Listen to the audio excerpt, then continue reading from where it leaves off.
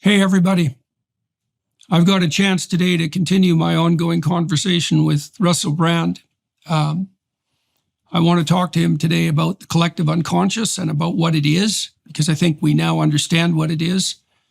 I'm talking to him about sacrifice as the basis of community, about the distinction between authority and power and logos and power, about the danger of the use of power, about the necessity of the story, about how all that's played out in his own life, about the proclivity of the modern self to identify itself with its whims and desires and passions, and the inevitability that that identification turns into something that closely approximates worship, the idea that something should has to supplant that for maturation to take place and for society itself to stabilize and remain productive and abundant. We talk about the call to adventure as a variant of the establishment of relationship with God. We talk about the burden that Christ left on his followers in the aftermath of his death, all of that. So if that's what would you say? Winds your clock. Well, this is the discussion for you. So good to see you, Russell. Thanks for agreeing to talk to me today. It is a great joy to be in your company. Thank you for having me. So I want to run some ideas by you, and I want you to tell me how they echo for you personally and also philosophically. So I think I figured out what the collective unconscious is. Finally. Well, I've been thinking about these large language models a lot and about what they do, because they can obviously mimic human thought at the verbal level quite spectacularly. Now, of course, the woke ideologues have done everything they could to muck them up spectacularly right from the beginning, and we're going to pay a big price for that. But there's still something there that's very, very telling about how we think. So let me lay out the idea, and you tell me what you think about it. So what these models do is map the statistical relationship between, you might say, markers. And so imagine that you can tell the difference between a word like, imagine a word BINT, which isn't a word, but it's kind of a plausible non-word. And it's a plausible non-word because the statistical relationship between the letters mimics the likely statistical relationship between letters in a real English word. So it's much more of a word than QNZT. Okay, so now there are statistical regularities between letters that enable us to identify words. And then there are statistical regularities between words in phrases that make sense. And then there are statistical regularities between phrases in sentences and sentences in relationship to one another, and then say within paragraphs, and then paragraphs in relationship to one another. And the large language models are trained to map all that. So what that implies, obviously, is something like any given idea is statistically likely to exist in relationship to a certain set of other ideas and not distal ideas. And so if I throw an idea at you, I'm also throwing a network of associated co-ideas at you at the same time. And then out farther in the penumbra are even more distantly associated ideas. And more creative people are going to be able to leap from the center to the distal ideas. We already know that from studying creativity. So the large language models map the statistical association between sets of ideas. That's a good way of thinking about it. You could imagine the same thing happens with images. So if you bring to mind the image of a witch, you're much more likely to bring to mind the image of a cauldron and a black cat, for example, and maybe a spider, maybe a pumpkin. So the collective unconscious would be, take a given culture, the collective unconscious would be the statistical association between ideas insofar as that culture has represented the ideas. And that's mappable mathematically. And so a symbol would be something like it's a set of statistically associated concepts, right? Especially image-laden concepts in particular with regards to symbol. So it's a weight. What the collective unconscious seems to be is the system of weights between concepts through which we see the world. So, and that makes it a real thing. It makes symbols real because a symbol is a network of ideas with a core idea at the center. So, Yes, how beautiful. Firstly, I wonder, with some of the areas we might, at least it seems to me that I ought address as occurring, are the difference between signifiers that are, of course, according to post-structuralist and to much of the work done by within semiotics, arbitrary and potentially universal, natural, or at least practical symbols. I wonder, for example, about the idea that is it a type of language that a barn full of chicks will respond to the silhouette of a bird when it travels above their heads on a wire in one direction, because when traveling from north to south, the silhouette resembles that of a hawk, but when it travels back along the same trajectory but in reverse, they do not respond because it no longer resembles the silhouette of a hawk. A hawk does not travel in that formation. That is a type of language. There is language within nature. This is the first thought. So you're referring to something. Yeah, okay. So that adds an additional dimension to the model. So then you might say that there are co-occurring patterns of regularity with biological significance that exist in some real sense outside the merely conceptual. And those are probably marked in the fundamental analysis by death, right? Because one of the other things I've been thinking about is that people ask me questions like, do you think God is real? And a question like that always begs the question for me is like, well, what the hell do you mean real? Like, what makes something real? And, you could say tangibility, although that's only one dimension of what makes something real. It's like, I think what makes things real in the final analysis is probably death. And in the example you used of the silhouette, which is a very famous example with regard to birds, the silhouette traveling in one direction, that signifies death reliably, right, over a very long span of evolutionary history. And any creature that didn't respond to that silhouette was at a much higher probability of being picked off. So then one of the things you might note, and this is where the postmodernists got things like dreadfully wrong and where the large language models have drifted into insanity.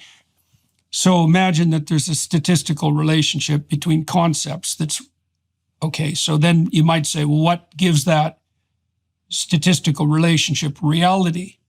And the postmodern types would say, well, it's just arbitrary cultural construction.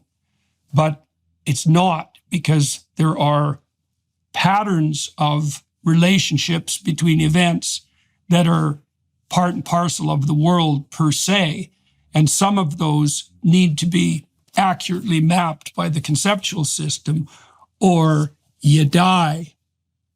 And so I would say the ideas that ring most true to us, that grip us in this sort of archetypal way, are ideas that bear directly on our survival, whether we recognize it or not. They strike a chord within us. Here's a good example. We'll shift sideways for a minute. Started to understand why. So I'm on a tour right now, We Who Wrestle with God, and it's focusing on biblical stories. I'm trying to understand what they mean and then talk about that so other people can understand insofar as I'm able to. And one of the striking meta themes of the biblical library is the necessity of sacrifice, right? And so I've been trying to understand, first of all, what it means to sacrifice. It means to give up something that's desirable for something that's more desirable. It's something like that. It's something higher, and it's higher because it extends over a longer period of time, and it includes more people. And so, like, sacrifice is the basis of community. Well, why? Well, it's obvious, Russell, as far as I can tell. It's like if you're in a communal relationship, which is any relationship, obviously, then you're giving something up that's immediate to you to establish and maintain the relationship, right? So it's a sacrificial gesture. And once you understand that sacrifice is at the basis of community, the question immediately arises, which is, well, what's the most effective form of sacrifice? And this biblical story, Old and New Testament together, is actually an examination of sacrifice per se. It's an attempt to spiral down to the core of what constitutes, well, you might say, the sacrifice that's maximally effective, maximally acceptable to God. But it's something like what sacrifice is by necessity at the core of community. I also don't think there's any difference between that and cortical maturation, by the way. I think they're identical concepts, because as you mature from, hedonistic, power-mad 2-year-old, what happens is that you integrate modes of attention and action that facilitate your longer-term survival, but also your inclusion within more and more complex webs of social community. That's all sacrificial. Good God. Now, there's a lot of Jordan Peterson 101. There's a lot of hits running simultaneously here, JP, because we've already touched on the idea of chaos and the necessary inevitable emergence of patterns within chaos. And it seems that you are positing to a degree that this chaos is analogous to perhaps the collective unconscious and some of the patterns that are emerging in AI models, even with the biases evident within them, are an indicator of how these patterns emerge within a container. And I suppose to say a container is to indicate that we're acknowledging an absolute. We've moved from this idea of a collective unconscious and patterns emerging within chaos into sacrifice, which is obviously another great Jordan Peterson theme, and as you say, perhaps the overarching theme of the Bible. My contribution to this incredible amount of information that you are relaying, it has to do with where might one's intention carry you, in so much as it seems that in this process of maturation and a personal relationship with sacrifice, how that develops and evolves, it seems to me, is when one starts to acknowledge that there is not, when you use the phrase immediately beneficial, that when we're referring to immediacy, we are talking about both spatial and temporal immediacy, and we might have to consider that when dealing with the sublime, as surely the Bible is, that even these categories are called into question, the most basic and taken for granted categories of any temporal creature will have to be challenged. This perhaps helps me to understand how the ultimate sacrifice as rendered in the New Testament, and most I suppose would regard as the defining Christian image, the image of sacrifice, can tackle the complex idea of the pact that is made by the sacrifice of the man God. Because as I explore and attempt to understand Christianity more deeply, the nature of the triumvirate, the Father and the Son and the Holy Spirit, and the nature of this pact is something that I'm mulling over, and I feel that the reason I can't reach resolution is because it's irresoluble. Because I ask that when there is absolute dominion and omnipotence, with whom might a pact be made? And I'm starting to conclude that it must be a kind of koan that that all is coming from the same source. Okay. Yep. Because otherwise, how can there be a pact? Well, I can tell you a story about that, and you tell me what you think about it. Well, I can tell you a story about that, and you tell me what you think about it. That's a very good question, because the thing you're pointing to too, which is definitely the case, that the nature of the relationship between man and God in the biblical stories is covenantal. It's contractual. And it's relational, right? So there's an insistence that it's all of those. It's like the relationship you have with a being, even though it says explicitly in the biblical stories, in the background, so to speak, that God is beyond all categories of being and non-being. But on top of that is overlaid the insistence that, well, insofar as you're concerned, it's still going to be a relationship with something that's a being, or that's the essence of being itself. Okay, so why relationship? Well, there's two questions. Why relationship and why contract? Okay, well, let's think about work first of all, and what it means to work. Obviously, work is a sacrificial enterprise, because when people say they're working, what they mean is they're giving up what they or something within them would rather have happen right now if they had their druthers for some longer term investment, right? So then the question is, well, investment in what? Contract with what? And you could say, well, it's a contract with the community. If I put in, that's what money is. If I put in time and effort, then I'll get something that I can redeem in the future for something, for some specified value. But then that community that you're contracting with is a community that's predicated on a certain ethic, because otherwise the contract wouldn't stand. Like if the deal was, well, I can work and I can store something up of value and then some ravaging mob can just come and take it. Well, that's going to take the spirit out of my work pretty damn quickly. And that was probably the fate of most people who ever stored anything of value prior to the emergence of something like a complex sacrificial civilization, where envy, for example, was regarded as off the table. You couldn't just take something that someone had because you wanted it. And so the notion of work itself is the notion of a contract with the future. But the viability of that contract depends on an underlying ethos.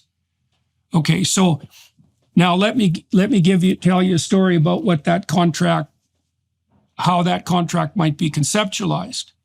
Can you tell me what you think about this? So I've been studying the story of Abraham.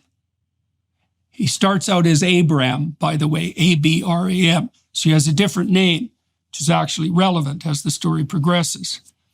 So Abraham has privilege in modern parlance. He's got rich parents, and everything he needs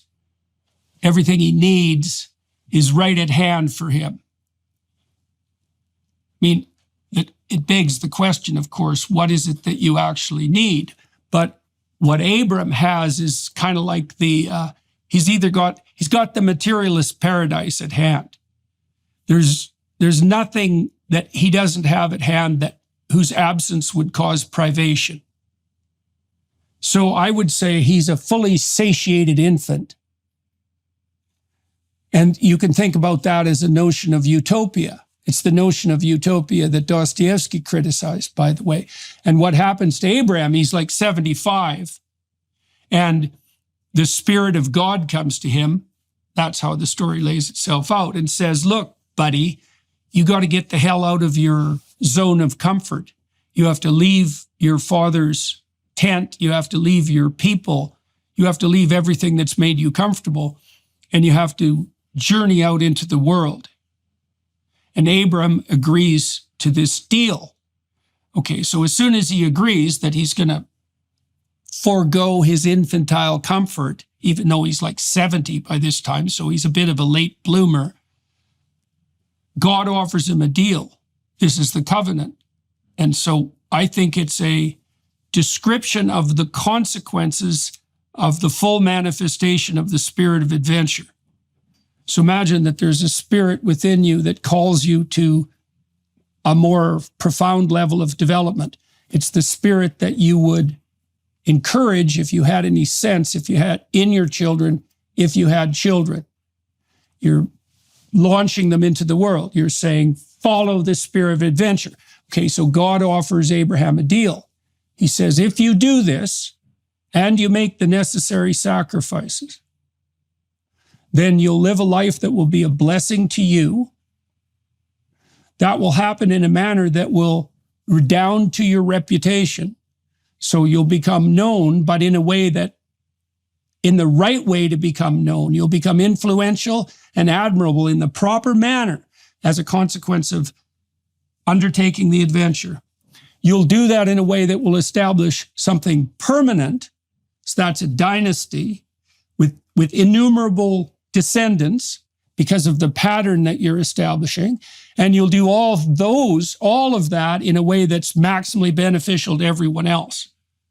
So the case is being made in that story that there's no difference between the direction that the spirit of adventure orients you and the provision of plenty psychologically, socially, and over the longest possible span of time. And that's the covenant. And so the notion would be that, and this is what is portrayed to Abraham, is that there's no better possible way of conducting yourself psychologically or socially, all things considered, while in this story, then following this voice that calls you out into the world. Now, when Abram does go into the world, all hell breaks loose, right? He encounters famine and tyranny and war, and that calls on him to become increasingly more than he is. Every time he has a new field of adventure that reveals itself in front of him, he's called upon to make a sacrifice. He has to change. He has to let go. He has to abandon the parts of him that are no longer appropriate to the new situation. And he does that intensely, so intensely that he is eventually rewarded with a new name, which is Abraham, instead of Abram. He becomes a new person. It's a good way of thinking about it. So, and then, well, obviously Abraham is called upon to make an ultimate sacrifice, which is the sacrifice of his son, Isaac. And that's part and parcel of the notion that everything that you have is to be offered up to the thing that's highest that pulls you forward. It's something, and that's what God is. That's part and parcel of the story. It's a definition of what's to be put in the highest place. That's a contract. I get it. I like the mirroring of Abraham's sacrifice in the Old Testament and the sacrifice of Christ as the apex event in the New Testament, that there is an inversion of that principle. I enjoy too the idea that the endowment of spirit and the spirit of adventure is the maximal principle of a great father. I enjoy this idea very much as well. And I was wondering, Jordan, whilst you were speaking about the values that may entail, because a little earlier when you were talking about money being sort of one of the establishing principles for community and the way that values can be maintained and community can be maintained, and you said it's an expression of ethos and a demonstration of ethos. I feel that one of the contemporary arguments that rages, that you often find yourself significantly and visibly placed on one side of, is the idea that sort of this ethos and these values have become co-opted over time. Now, I know you often talk about how sort of that conservatism versus progressivism is a necessary cultural tension, and you know that many of your detractors and opponents would easily and definitively use the word patriarchy to describe some of these relationships and what they have culturally endowed, and what perhaps perhaps they would argue we as men are oblivious to some of the components that are packed into that. What I've come to query is the impossibility of perhaps the equality that it is stated they crave within that framing, i.e. that something that comes from this, forgive the literalism, Genesis would always have to be expressed in this manner. And to create a paradigm that represented a true expression of the divine feminine, it would have to be a different paradigm altogether.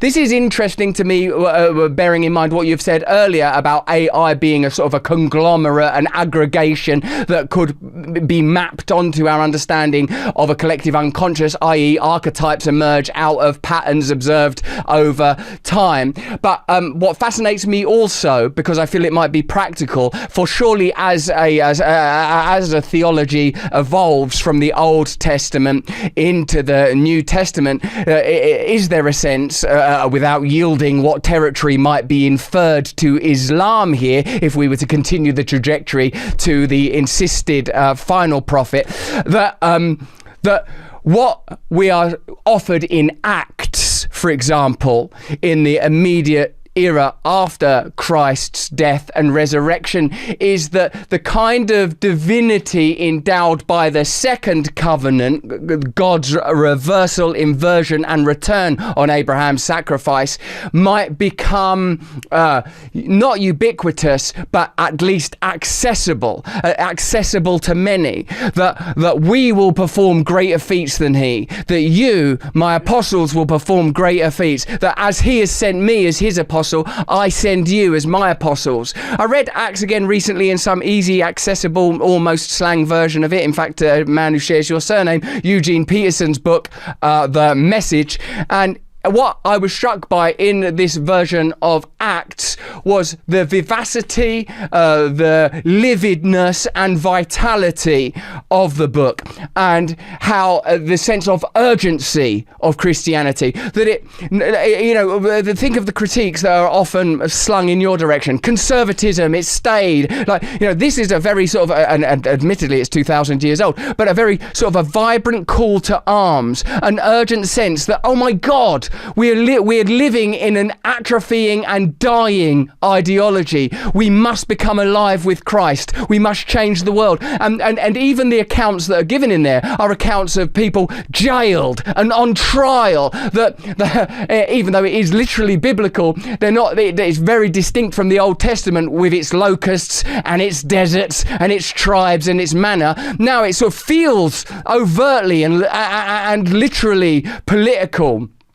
So what I'm saying is that somehow, between these two sets of books, and I don't know how arbitrary that taxonomy is even, Jordan, obviously it must be an area of your expertise by now, having sort of watched the incredible content you've generated around it. Has there been a significant reversal of charge? And what is that charge? How are we endowed with that charge now? At the point when you have Richard Dawkins saying, I am culturally Christian, are people starting to recognize that there is that this is not just a remnant ideology, this is a living thing that has been discarded. I listened to that Bishop Barron who you had on your show the other day talking about ethereal angels, and I thought, yes, the religion that I am interested in is not a precursor and a parallel to psychotherapy. It is a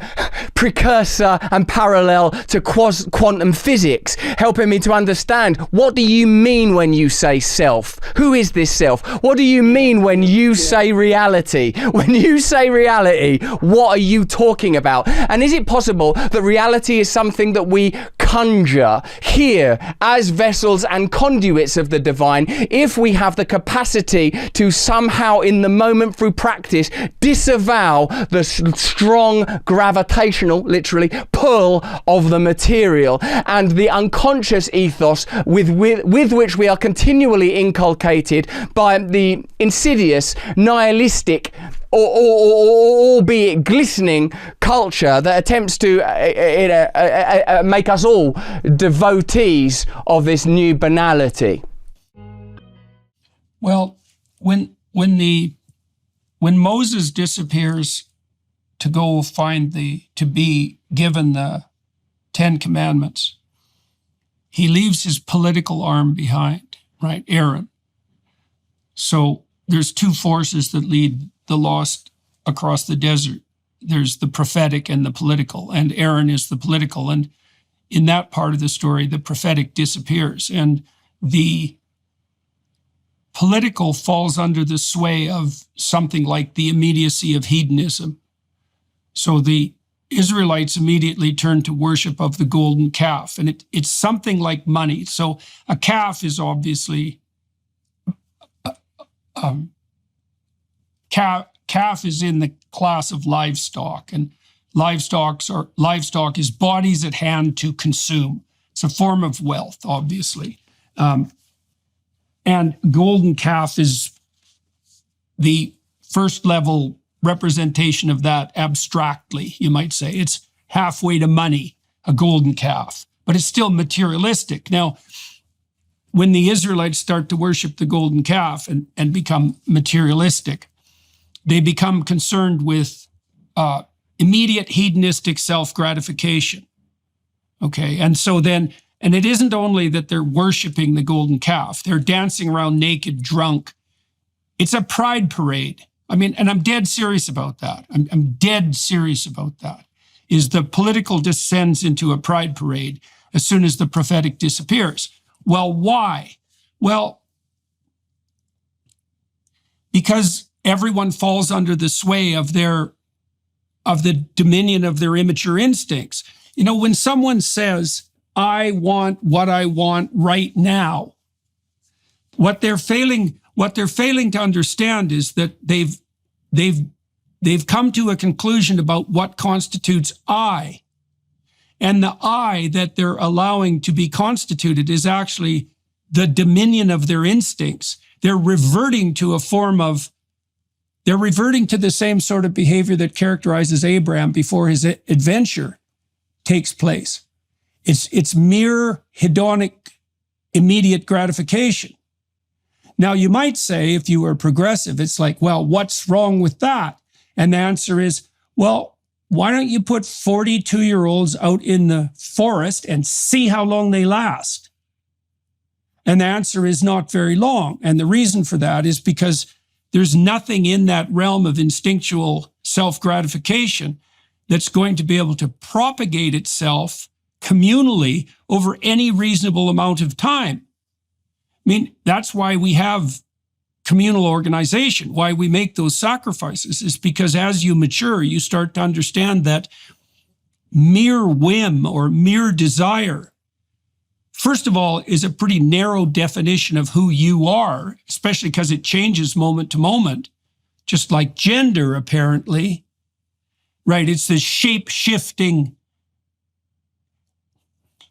It's actually an a priori decision about what to worship. Like if you're a pagan, for example, and you're polytheistic, for example, all that it means is that it doesn't mean you worship nothing. It means that you identify yourself with your instinctual desires. You define I as whatever desire rules at the moment. That's just a kind of possession, and it's an immature possession. And it can't work because there's nothing in it that's productive. It's all mouth and need and no action and sacrifice. And so there's something wrong about it, fundamentally wrong about it.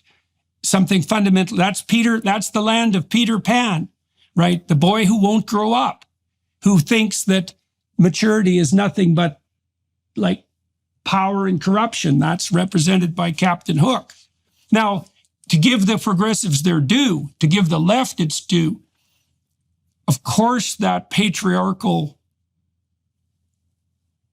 structure that is predicated on sacrifice can become corrupted, co-opted, gigantic, right? Lumbering, blind, willfully blind. It degenerates in the direction of power always. So this is a good rule of thumb. You can think about this in the confines of your marriage or even your relationship with yourself. Right? When the proper integrating spirit isn't at hand and operative, then the relationship degenerates in the direction of power. You start to use compulsion. You start to use force.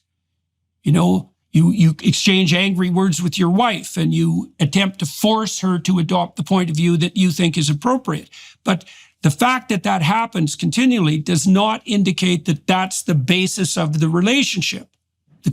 Right? It's not, is power the basis of the relationship? Well, the progressives obviously say yes. They say there's nothing other than power. That's what the bloody postmodernists concluded in the 1970s. And if it's not power, what is it? Well, it's the spirit of voluntary self-sacrifice. That's the antithesis of power. That's clearly the antithesis of power.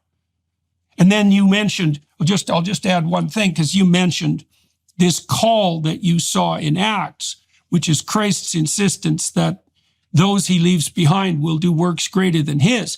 This is also where I see the insipid element of Protestantism in particular, although not only Protestantism, that says, well, all you have to do is say, Lord, Lord, and you'll be saved, right? All you have to do is claim belief in the Christ who's already redeemed us, and then, now you're in the kingdom of heaven. And that isn't what the biblical text indicates. It indicates that those who are left in the aftermath of the resurrection will be called upon to do greater things than Christ himself, which is a hell of a call given the nature of his sacrifice, right? This is no joke. And what we're called upon to do is to participate in that process, right? Fully, or else, and seriously, or else. And I can feel, everybody can feel that nipping at the edges, including people like Richard Dawkins. I may say that when you reach immediately for pride as your example of hedonism, you do yourself no favours, in my humble opinion, sir, because you could just as easily use an example of hedonism and indulgence that doesn't have such overt and explicit connotations when it comes to a particular expression of human sexuality. That's just one point. Let me go on for ages, if you don't mind. Now, I am aware, of course, I've lived hedonistically. I've been a drug addict. I've lived indulgently for long periods of time. So I understand the nature of that power and in practice how it may as well be a god, and how you conceptualize that could be pantheistically. You could see it as Aphrodite or as Venus. You could see yourself as being devoured by Cupid, and certainly by Eros, and making yourself the subject of such high humours. Priapus, man. Priapus. Priapus, indeed. indeed. But I saw some things in what you were saying that struck me as important. That when you were saying that, of course, when we default to making the self our deity, the sovereign being that which is currently charged, whichever instinct is at the wheel, whichever instinct is in the driving seat, that will become sovereign at that moment. If you have no recourse against that, if you have no principle, if you have no path, if you have no Tao, if you have no Christ, if you have no way of breathing and living God into being, then you will default to the instincts in conjunction with cultural influence. Those will be the two poles that will generate patterns as surely as if they were magnets on iron filings. And for there to be any charge at all, there must be polarity. This refusal of the call, the inability to accept maturation, the inability to throw off infancy and to accept the chalice, to accept the grail, to receive the wound, to know what you must do. There is a tension in this for me in the maintenance of the necessary innocence that Christ himself insists we must find. And it seems that when you said for a moment, and I'd love your take on this as well as everything that I'm saying, that the self is amorphous, the self is an event, it is not in stasis. The self will be discovered and will evolve in relationship. Then indeed, we do lend some credence to those who say these two categories of maleness and femaleness, or man and woman, do not suit me. Now, no doubt these ideas, like all ideas, race, distinction, nationality, commerce, have been lent further charge by, I would say, powerful sets that seek to govern and control consciousness itself, that see that as the ultimate terrain, that require, for the perpetuation of their control, the continual flinging of rocks into that pool to prevent something glorious coalescing there, some new unity. And what I would offer is this, that surely the synthesis that we're requiring out of this thesis antithesis war that we're plainly still in is the ability to acknowledge that there must be some kind of fluidity. There must be some kind of freedom. There must be some kind of acceptance that tradition cannot become a rod to steer, control or prod others. That our religious faith, that our spirituality, that our morality and our ethics must be for the marshalling of our own instincts and designs and desire for power. And you're right, and I always love it, Jordan, when you return it to how are you behaving in your marriage? How are you behaving in yourself? I was thinking about how do I behave in my marriage with my wife? How often do I tend towards power in irritability, leaning arrogantly into whatever sets of abilities I'll claim for myself in desperation? And God knows I spend significant time there. But because both you and I tend to, as you laid out earlier in our conversation, move from the micro to the macro, to march gladly out to the penumbra to see what might be found there, it leaves us with a kind of, a duty to demonstrate in our conduct that quality of joy and open-heartedness, that quality of good faith.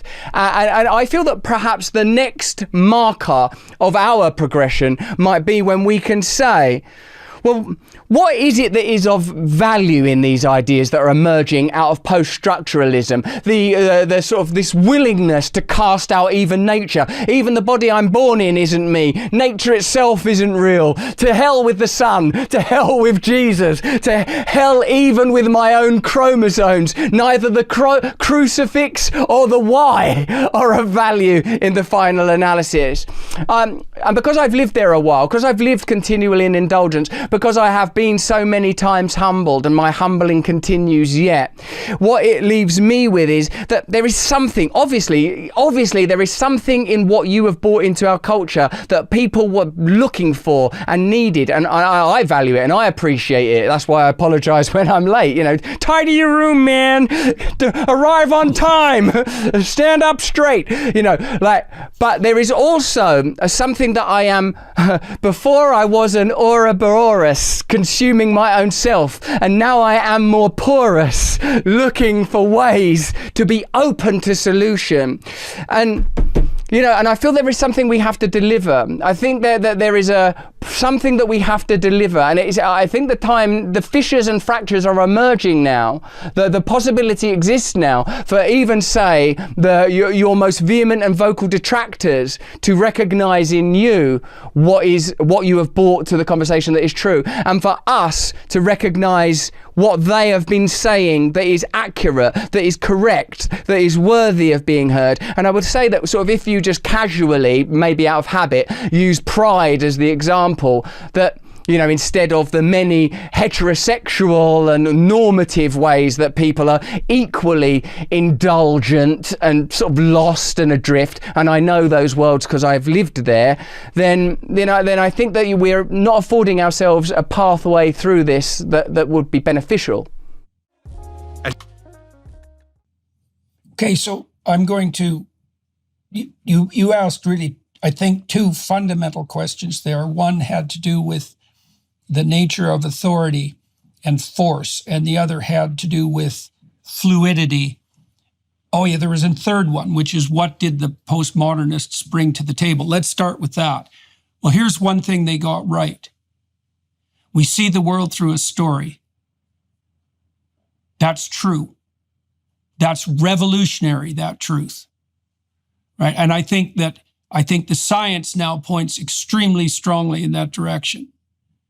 The AI systems are trained in accordance with that notion. All the great psychologists of perception that I've studied and talked to have concluded the same thing. We see the world through a story. The description of the structure that we see the world through is a story, and we have to weight our perceptions. That goes back to that collective unconscious idea that we started with, is that we see the literal things we see. Our perceptions themselves are a function of that weighting process. They're a consequence of a narrative process. And so the postmodernists got that right. And that's why we have a culture war in part, because we're trying to work something out that's very deep. We see the world through a story. Is the story one of power and tyranny?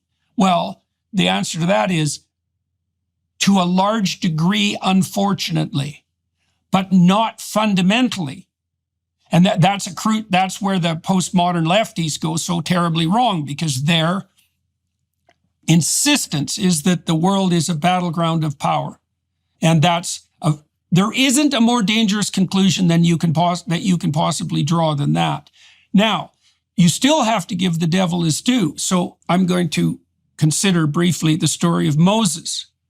Okay, you talked about the rod of authority, right? It's to be used sparingly. Well, Moses is the archetypal leader and the main figure in the Old Testament, arguably speaking. And he has the flaws of the leader, even the prophetic leader. And the flaw is the proclivity to default to power. And he does that quite regularly.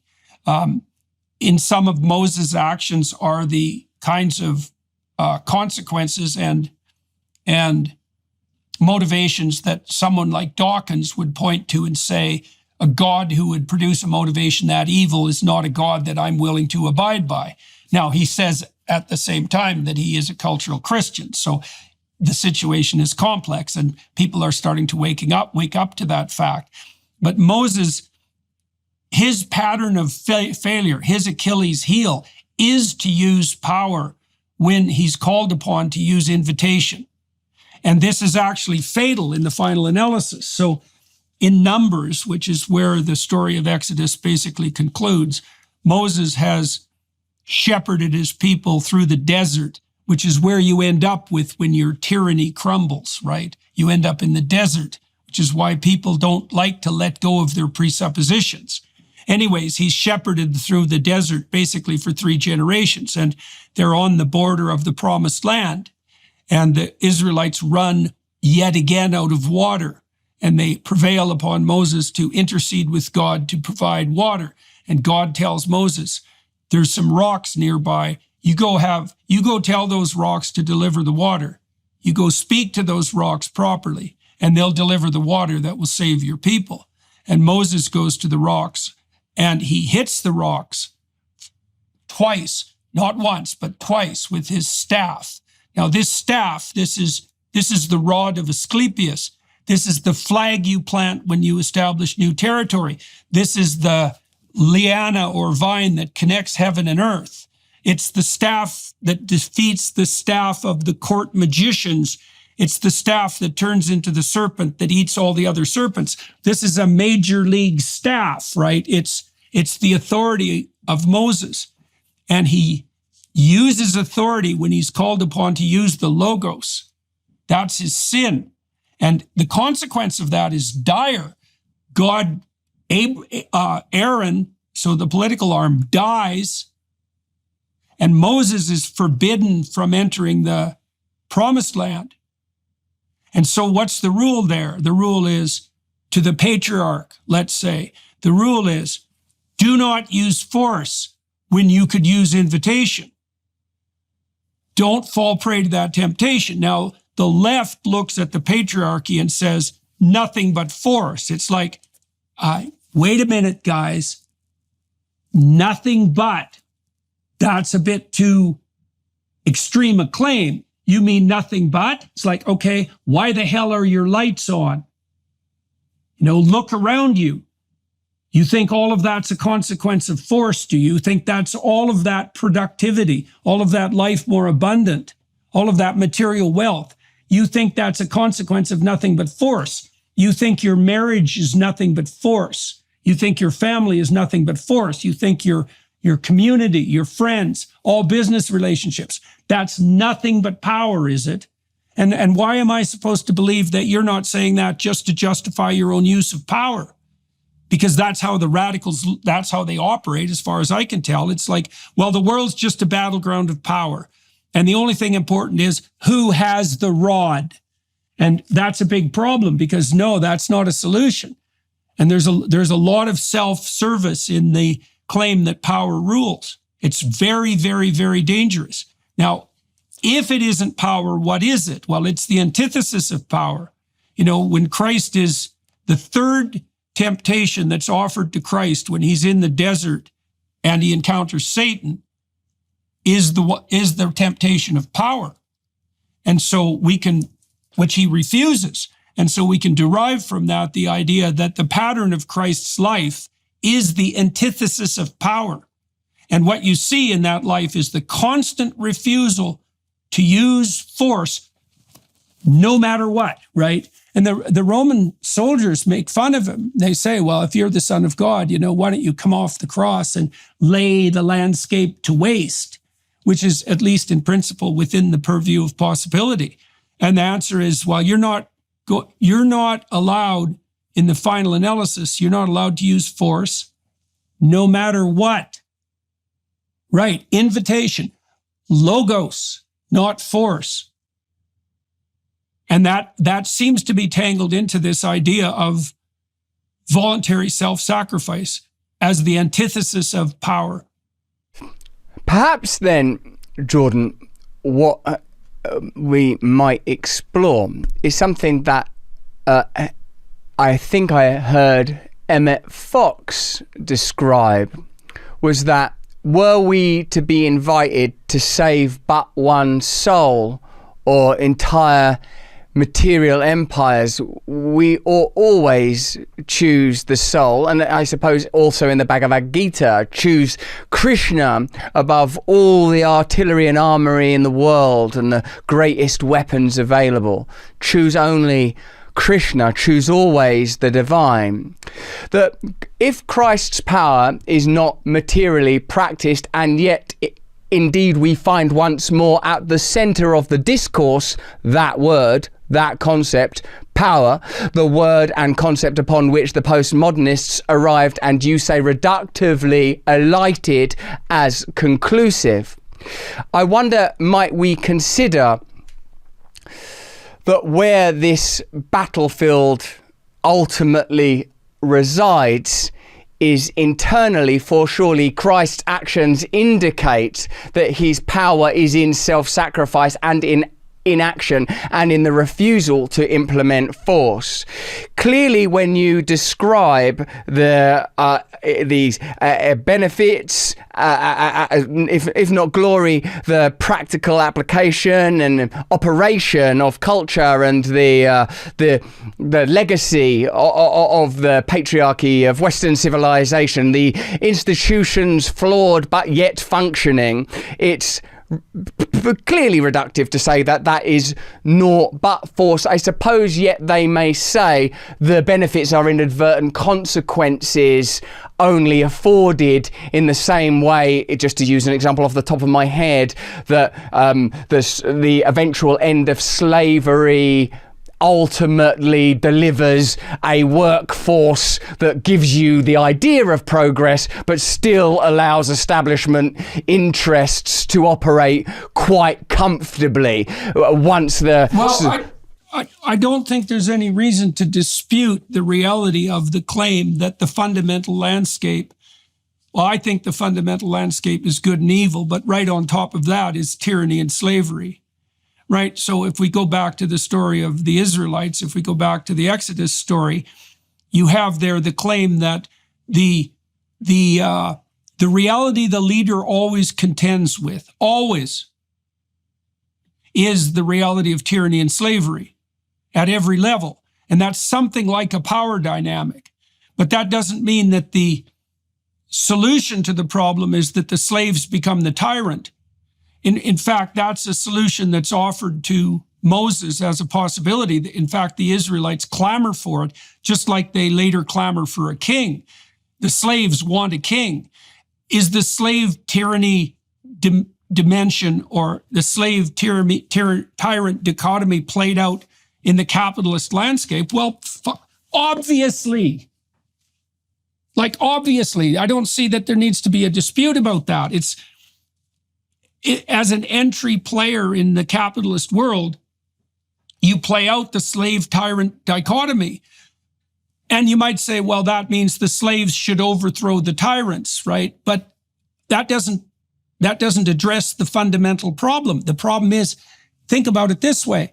How the hell do you stop being a slave?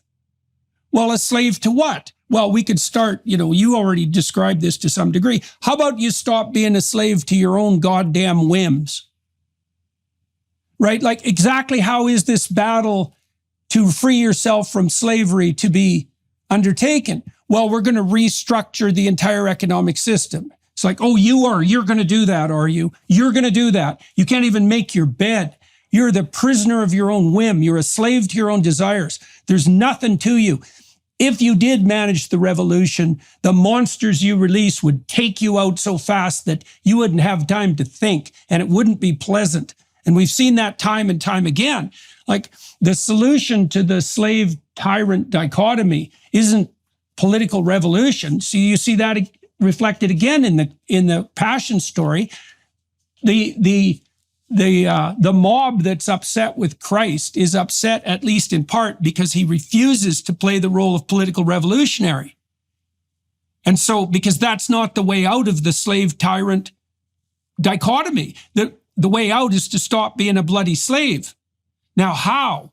Well, I think that's partly the pathway of maturation, isn't it? Is that it's voluntary service to a higher good. It's something like that. This is what God tells Moses to tell the tyrants and the Israelites.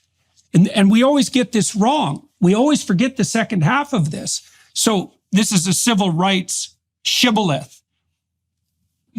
Moses tells the tyrant, the Pharaoh, let my people go. That's Martin Luther King, but that's not what he says. He says it 10 times, just in case you didn't catch it the first time. He says, let my people go, so they may worship me in the desert. And that means to establish a particular kind of relationship outside the tyranny, in the wilderness, that, well, it speaks of the responsibility of each person to take on the existential burden of existence, voluntarily, right? To become a locus of authority and responsibility themselves, because otherwise they abdicate that responsibility to the tyrant. And that's not fundamentally a political problem. It has political ramifications, but, like your decision to become a father, that's not a political decision. And your ability to be a good father is also, that's not a political choice. It's something far deeper than that. To the degree that you're a good father, which is an abstract role, hence the name father, you're going to be a conduit for the spirit of, for the benevolent spirit of your ancestors. That's a perfectly reasonable way of thinking about it. You're going to let the spirit of the Father pour through you and occupy you. Right, and that's a form of worship and subordination. It's not power. I love it. I love that. Often in my wife, we have a young son, as you know, and I see flashes of the archetype. I see how she is governed by what I suppose Richard Dawkins would call natural processes, but I see beyond that. I see the light that shines. I see behind the behavior, behind the biology. I feel the resonance that she is redolent with the spirit of the ancestors, that she is not just their mother, but she is the mother. How could any woman sacrifice so much? How could any woman continue to provide so unquestioningly and so diligently? I'm struck by several things. It's plain that there is a negotiation, and it seems to me that what you're saying is that the era of this new progressive, postmodern, sort of Marxist, to use your sort of the language that you would use, even if I would sort of query that language, there is a negotiation, and that negotiation, of course, must involve power. I'm struck that what Moses carries out politically against a sort of another king, an alternative king in the Pharaoh, and as the head of a tribe, Christ carries out as an emissary, alone and in the desert. There are parallels. The desert is a parallel. The adversarial nature of the sort of combat, there is a parallel there. But in these distinctions, I suppose there must be information, given that we are operating on the assumption that this is operating, as this is your term, as a library and sort of as a progressive discourse that's deliberately trying to induce a state. And perhaps it's the states that we're describing quite simply in the father, the mother, a role that may be useful to us. And what I feel is, what I feel... A hero, yes, to be worthy of the term. And what I feel like is important now, certainly what feels important to me, is what is it that I am to revive? How is it that I will continue to incline towards this ancestral greatness? What is the duty, and how might the power of Logos impact reality differently than force? And it's extraordinary. So let me ask you that specifically. Like, you're quite the wizard of words now, and so you have that as a gift. Now, you've detailed out your subjugation to the land of whim, let's say, and now you have this podcast, you have a public presence. You've been vouchsafed that. This is your podcast. I'm in your podcast right now. This is your podcast. So now we're getting somewhere. When it becomes an absolute amorphous podcast where the Father and Son don't even know, because the Spirit is so abundant and all immersive that we don't even know who's Moses, who's the Pharaoh, who's Jesus, who's the serpent. Now we're getting somewhere, baby. Well, so it seems to me it's all of our podcasts, Russell. So it seems to me that the simplest place for people to start with regard to finding their pathway forward is to be very careful with their words. And I want to know something personal from you. It's like, I believe that what you're doing on your podcast is attempting to find your way forward carefully. You're investigating and exploring, and that's the answer to the question about amorphous identity. It's like the people who push forward the notion that identity is fluid. That's the case if you're progressing forward in exploration and trying to expand your domain of responsibility, let's say. It's not true if what you're doing to be fluid in your identity is the abandonment of all responsibility whatsoever, right? So, and those can look casually very similar. Now, I want to know from you, it's like, what is it that you're doing with your words when you're doing what you should be doing? And what's the consequence? What's been the consequence of that for you and for your reputation and for what would you say, for your dynasty and for everyone else? It's the same Abrahamic question. If you use your words properly, I mean, first of all, do you? If you do, why? When you do, what happens? How do you know when you deviate from that? And what do you think your responsibility is in that regard? Thank you. The prayer of Jabez, I think in Chronicles 2, oh, that you would bless me indeed and enlarge my territory, that your hand would be with me, that you would keep me from evil. I feel that with words, That's a good one. Yeah. I feel like with words, I'm trying to generate community. I'm trying to use language to create common unity, to instantiate and realize an inherent and already existing connection, and that we live individually and collectively in a super state of potentiality, that it is he has no hands but ours, that we are here to formulate his kingdom, that as we have already referenced, that we are his apostles, that this is our duty. Now, for the experientially how that is as you have kindly suggested, it is indeed a gift, and therefore requires no effort, requires only acceptance and a receptive state. When I'm in this receptive state, the communication is effortless. I'm almost not a participant. It seems to me that what the polarity is precisely as you have described, that I am a vessel for and a vehicle upon my instincts. The flow of my instincts are that we had the senses, are that we had the instruments to observe the patterns that might be about us, the endocrinal streams that may yet flow, and where they carry me, and with what telos and with what purpose in mind. Upon these, with my rod, I try to impose, Jordan, yes, an ancestral inheritance of some value. And the battleground for me is the inculcation of this ego. It was very, very well done by the culture. The raw material of the appetites was, they did good work with this clay. So easy if you feel a continual lack, as one might if you have not yet been shown a path to God. So easy to worship their herd of golden calves that they lay before you, and all of the bounties that are on offer.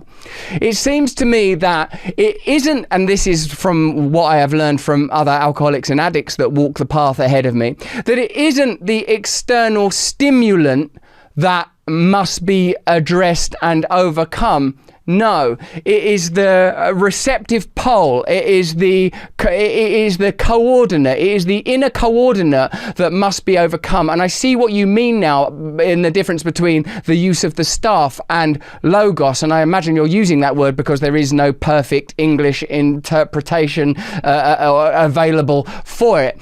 And this kind of active awareness, this kind of active presence, making ourselves, as I try in the rosary, to imagine the vibrant nothingness, to feel the vibrant nothingness, and here within the vibrant nothingness is the Sacred Mother, and it is her that I petition that she may convey to her son the God that she grew in her belly, that I pray to be forgiven, but not me as an individual, but me just as one more sheep, just as one more member of the flock.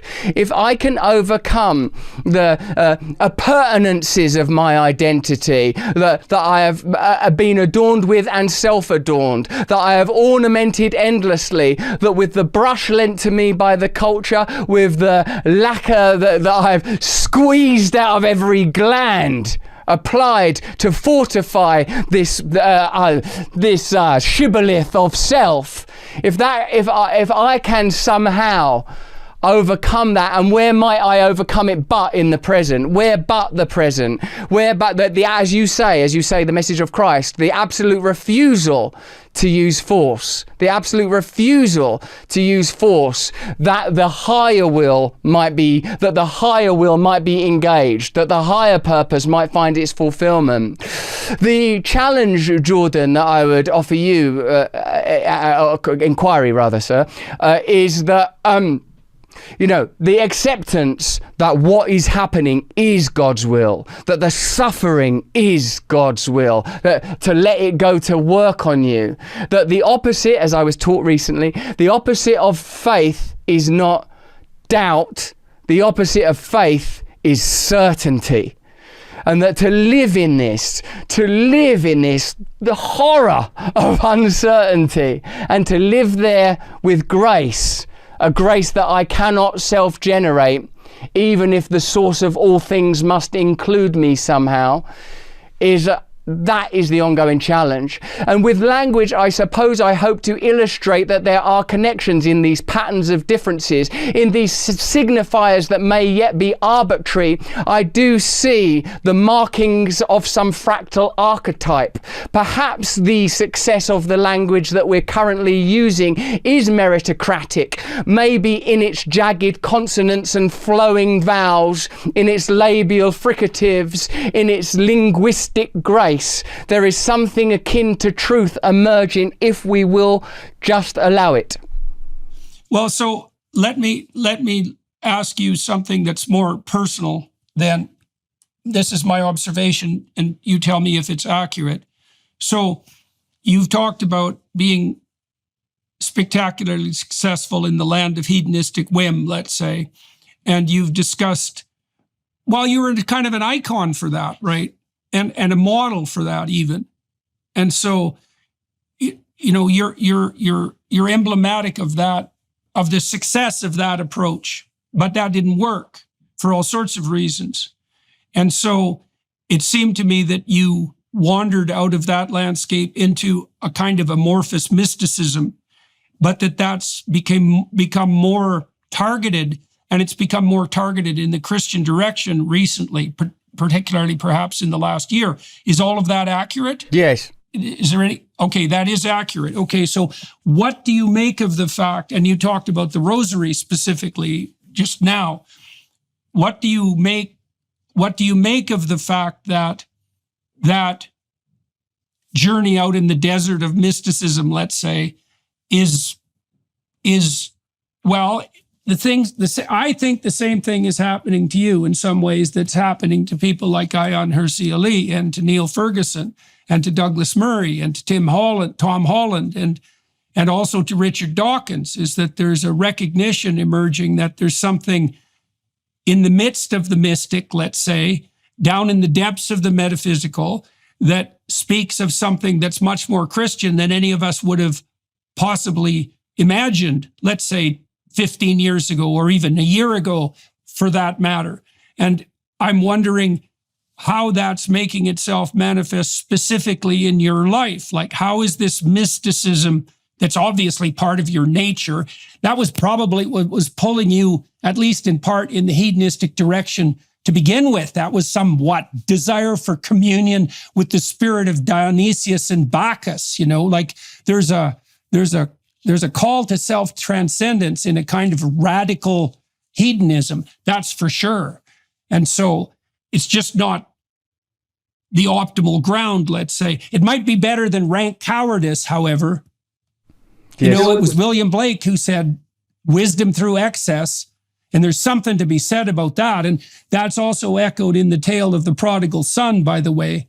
It's something to wander in the vast wastelands of the hedonistic world successfully and then come home. There's something to be celebrated in that, even though you're going to pay for your bloody sins, that's for sure. Even though they may have been necessary and even desirable in some bizarre sense. So in your life at the moment, it looks to me like you've taken a Christian tilt. Like, what the hell do you make of that? And how do you know that that's just not another form of self-aggrandizing falsehood? Well, you know, just when you think you've thrown the devil out. There he is again, all dressed up. Yeah. But somewhere to go. Well, you know, I see Joseph Campbell as a kind of a sort of deputy to Jung's principle, and I like how Campbell says in the end you might likely explore the native ideology and theology. Now, I know that's sort of somewhat fast and loose, given that I'm in Northern Europe, and the Nazarene was hardly springing forth from Essex Greys on the Thames side. Right. An important point to make. Western. It's like, yeah, not exactly. Yes.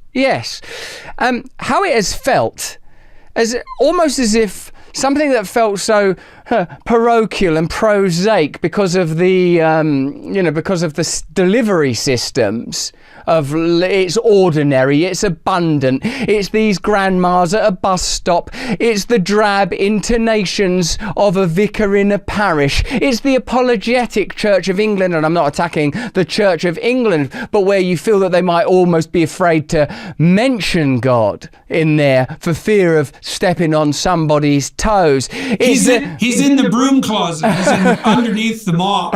So, yes, definitely. So, because it felt so sort of local, like this figure of Christ. What it's felt like is, oh, it's you. He's always been there. He's always been there. There is something in this that is not, that as you obviously are exploring as well as rather beautifully illuminating for us, there's something in these texts that is about inducing states. And whenever ultimately a rational idea issued through language, in poetics, through poetics, when you induce a state beyond what is literally encoded, when you invite somehow that you reach beyond what is presented linguistically, it seemed to me somehow that in returning to this, in returning to the Bible, in returning to Christ, indeed it does feel like a return, doesn't it? Rather than a novel discovery issued at the shore by a missionary who doesn't know whether he's going to get a pat on the back or a cauldron to swim in at high temperatures. It's felt to me like this has always been here. This has always been here. I'm of course enjoying C.S. Lewis's approach because I am a product of cultural atheism, materialism, hedonism, and yes, a child as much of Jim Morrison as William Blake. Of like that, this is about the Dionysian, the Bacchanalian. This is about empowerment, sex magic, the glory of it all, the abundant glory, throwing off the liminal and the limiting. And of course then one arrives one day at the terrible conclusion that there's nothing there, and perhaps only then indeed that's why Jim Morrison died right at 27, which seems to be the fate of many enthusiastic Bacchanalian geniuses. For surely there must be a death. For surely there must be a death. Hopefully you don't have to kill the host. Hopefully the death is merely the idea. And what is offered, and one thing I feel, as you know from our previous conversations, that I have at least a kind of experiential authority to speak about, while not representative authority, is the impact of the 12 steps on the psyche of an addict and its analysis in the ultimately that what addiction represents is a spiritual problem, is a spiritual quandary, and even embedded in the idioms like get off my face, lose myself, get smashed, is the idea that what the actual impulse is, and indeed think how significant the word craving is within addiction, is a move towards, a pulling, some force, some source, some calling, some clarion call, some harbinger, awaiting some personal rapture. The problem is, of course, living as we do in the context that ultimately offers you as the end goal through materialist and rational analysis that you might become just this type of a person in this type of a society. Something important is lost, and those things are explicit in the texts that undergird 12-step practice and philosophy. It is plain that they are talking primarily about, and I've said to you before, but I'll say again, that Jung was a key influence on the founders of that movement, curiously, along with first century Christianity. That what they are not saying, give up drinking, give up drugs. They are saying, give up self. Give up self. Give up self. There are phrases like abandon yourself to God completely. Like after they get past the, it's not going very well, is it? All this drinking and drug use. And even indicated in the earliest literature for these groups is the idea that there will be behavioral expressions, that there will be sexual behaviors, there will be promiscuity, etc. And God alone. And if you maybe even just take that as one thread and consider what the 70 years since this piece of folk philosophy was augured in the world of pornography, something that was once, of course, available but somewhat abstract and now is normalized, immersive, immediately available. It seems that the environment is encroaching. And this reminds me of something sort of important I want to say. Of course, anyone that explores it is the reason the prodigal son is important is because like if someone's telling you you don't want to be doing any of that, and it seems that it's born in prurience and an inability to attract mates, well, what's the value of that testimony? But someone that's come back from there and says, well, give it a try, but it didn't work very well for me, it is, I think, is a more powerful testimony to deliver. At least it seems to me that certainly that is the testimony that has affected me more. But what is difficult to avoid, I feel, Jordan, is the sense that not only is there this, and it's something you touched upon earlier.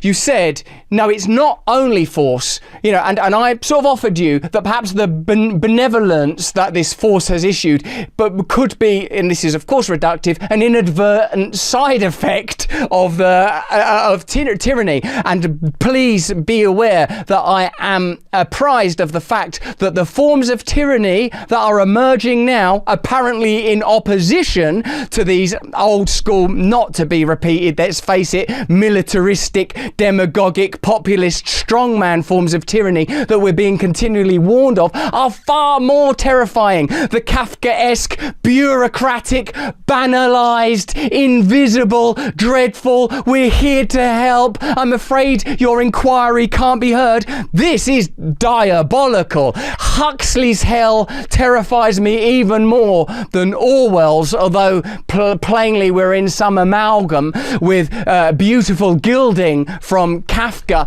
in the sort of unknowable quality. Where is the judge? What is the trial? Who's doing all this stuff? And it seems to me that there must be, even if we are to say it's about power, even if we are asking, who is it, an internal struggle? Is it my power over my instincts and the expression of those instincts in conjunction with culture that I might call self over time? There seems to be some other agent. There does indeed seem to be a serpent. There do indeed appear to be fallen angels. There do indeed appear to be ulterior forces at work. For I am struck that when I was an emblem of this culture in my hedonism, I was gloried and made much of. And when I say there is something else, we must move towards God. This is when the culture comes alive. This is when the spotlight shines. This is when the knock at the door comes. This is when forces are marshalled. It seems to me that someone must have been telling lies about Joseph K. All right, sir. Look, I'm gonna close on that. We'll obviously continue this conversation. How could it ever end? Yeah. How's your son? He's doing so marvelously well. It's just beautiful.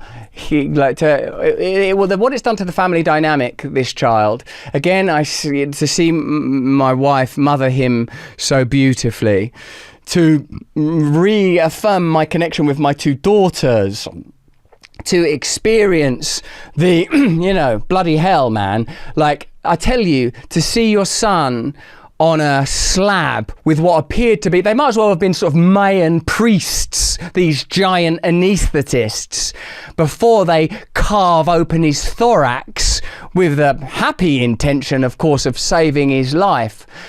It feels biblical indeed to be confronted with that. It gave me moments to a mother weeping for her child, the hopelessness, the despair. And of course, this was within the tundra. This was within the tundra of what amount to lies. And my God, Jordan, my God. You know, I mean, this might give you an indication why someone might go scurrying somewhat keenly towards Jesus. Hey, I got a book for you. Yeah? Read The Sacred and the Profane by Mircea Eliade. Yes, sir. Yeah, he was a big influence on Campbell too. And Eliade is a real genius. He's a real genius. Very short book, punchy as hell, deadly book. He's got about 6 or 7 that are very much worth reading, but that's probably top of the list. The Sacred and the Profane. Yes, sir. Next time we talk, we can talk about it. All right, that'd be All right, good. man. Hey, I love you. Nice Thank talking to you. you, Russell. My love You to hang in Tammy. there. Yes, sir. My Yeah. love to Tammy and to your children, and thank you.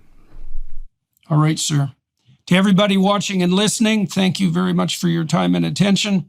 To the Daily Wire Plus people for making this possible, that's much appreciated.